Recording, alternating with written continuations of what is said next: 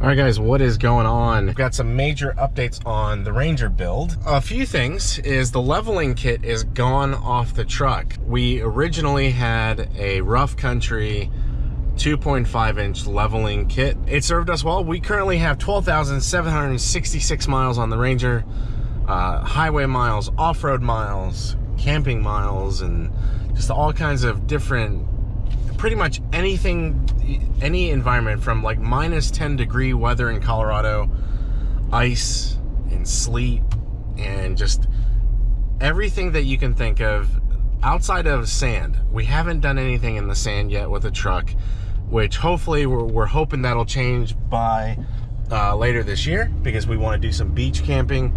But the biggest thing is, like if you did watch some of my previous videos with the Ranger, we talked about how with a heavy payload in the back and some passengers, the ride quality wasn't the greatest off-road and on-road on the road trip. The biggest things that we would notice with the truck was that it was really bouncy.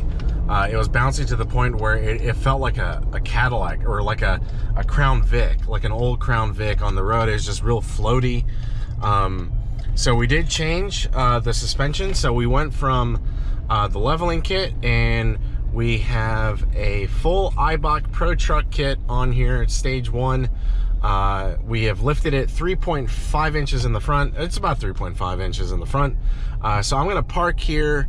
I'm in a really cool area, I think, and we're gonna get some video of the truck, and we're gonna talk about the suspension and how you can fit 35s on your new Ranger, the requirements, what you're gonna need, and how to do it.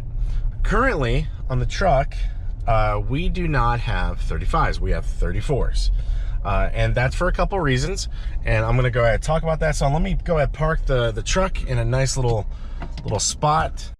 All right, so hopefully the wind noise doesn't get caught up on this video, but check it out. So these are Milestar Patagonia 34s on 1552 wheels. They are 17s.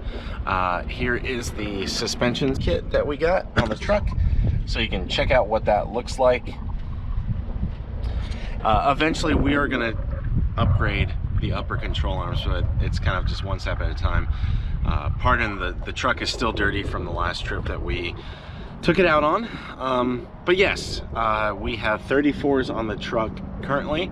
And if you take a look at this picture, we did fit 35s on here, but we ran into a few problems. We're gonna talk about what this setup is. So mind you, I'm not like super crazy knowledgeable on truck suspension, but I can tell you my experience with this suspension, this wheel offset. So this is a 1552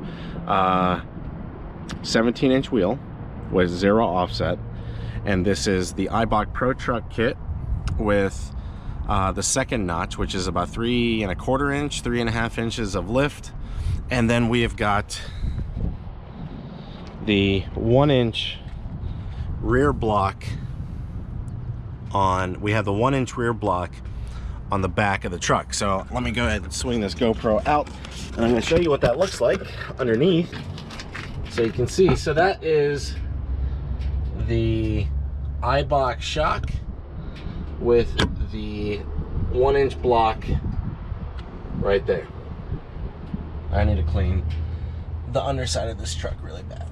So once you get that suspension on your truck, and you have a wheel offset that's very similar to this, here's the issue that you're going to run into with 35s. Now, not every single 35-inch tire is going to measure right at 35.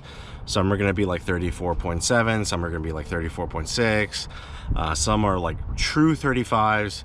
It really depends on the tire, and you're going to have to kind of research and kind of look up everything and just make sure what the measurements are going to be. So this is just my experience, but the first step is going to have to be dealing with these intrusion beams right here.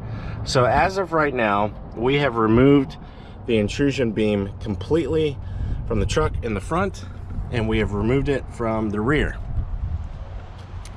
Eventually, what we're wanting to do is run BDS intrusion beams in the front and the back, so that we still have some safety on the truck, because we are going on long road trips. We still will have, like, you know, just precious cargo on board, and we want to make sure that we're still safe with the truck. So with that being said, that's one of the biggest reasons why we decided not to go with a full 35.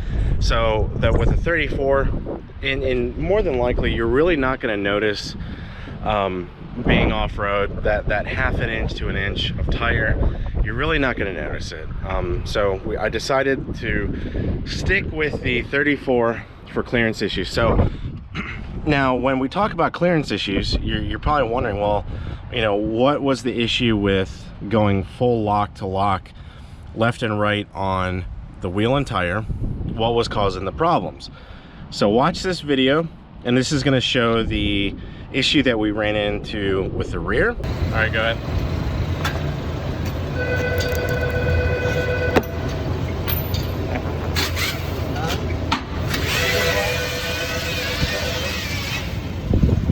All right, bring it back.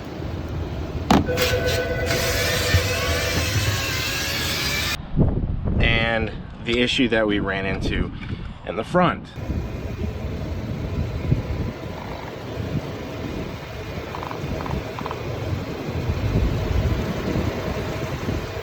So the biggest problem that you can see from the video was that it was catching on this corner of the tire, or the corner of the mud flap, which is fine. We could have removed the mud flap. We probably could have trimmed the inside of this fender a little bit, and then there's behind this fender well is like a safety plastic block. There's some sort of like high intensity like plastic behind there that you can remove. We could have removed that, and we would have had to cut a little bit more of the intrusion beam further than just the actual pieces that you would install. So that was one of the big things, because if we cut any more of the intrusion beam, we wouldn't have been able to fit the BDS intrusion beams. In the front, we would have had to cut even more. And from when I talked to Nick Somas from Peak Suspension, because he has an aftermarket bumper, the biggest thing is he's removed and cut almost entirely all the intrusion beam stuff out. So that's how he's able to fit the 35. So I didn't want to go through with that. I'm really happy with how the 34s fit. It looks really aggressive still on the truck, and it still retains the safety. So a lot of people are saying, well, how do these ride compared to the Falcon Wild Peaks I have? So you can notice the truck is definitely higher off the ground with the 34s and the 1-inch rear lift, and it's about an extra inch in the front. You can definitely tell the car is up higher. There's a little slight hum of the tires when we're on the highway, but it's not that noticeable. I mean, you could just turn up the music just a little bit, and the noise kind of goes away. Got a little bit of a rock stuck in here. It seems like these tires seem to catch a lot of rocks in the tread. This is a Milestar Patagonia. It's got a really aggressive tread block, kind of like a mud terrain. And the biggest thing that keeps these tires quiet compared to other mud terrains is this center portion right here. When you inflate the tire a little bit more, it rides on the center portion. It doesn't ride on these mud tread blocks. So that's really nice. You can tell it does catch quite a bit of rocks in the tread blocks, but they're working as intended. But overall, I'm really happy with the 34s, the wheel and tire. I think it looks absolutely fantastic. The next question is, should you do a leveling kit, or should you get the iBox system? Personally, after having both, I probably should have gone with the iBox system first.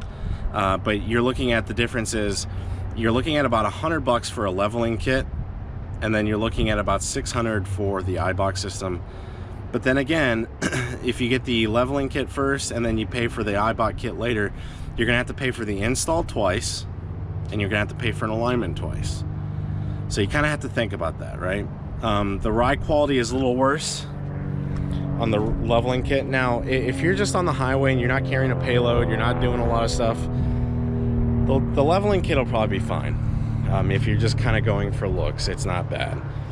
But I would say the difference, the ride quality of the leveling kit versus the iBox system it's definitely super nice. There's no bounciness on the highway. It's just a lot better suspension for the truck. It's really well built and works really well. I have zero complaints out of the system. It definitely, compared to other suspension setups, I don't see a reason why I would want to get rid of the iBox system just for a long time. I'm really happy with it. So hopefully this video helps you guys, you know, if you're wanting to get 35s, it show you guys the issues that you're gonna run into. Hopefully this helps out, because there wasn't a lot of information out there, and I searched everywhere, but there wasn't a lot of information out there as far as what clears, how to make it clear, or the issues that you're going to encounter. So hopefully this helps out. If you guys have any questions, you can leave a comment below. But I think 34s are a really nice compromise on this truck. So yeah, hopefully this video helps you out, and I'm super excited. We got a Georgia Gen 5 Rangers group that I have on Facebook that we're gonna have a trail ride coming up this Sunday. Hoping to get a lot of videos, and yeah, I can't wait to show you guys. Take it easy. Bye.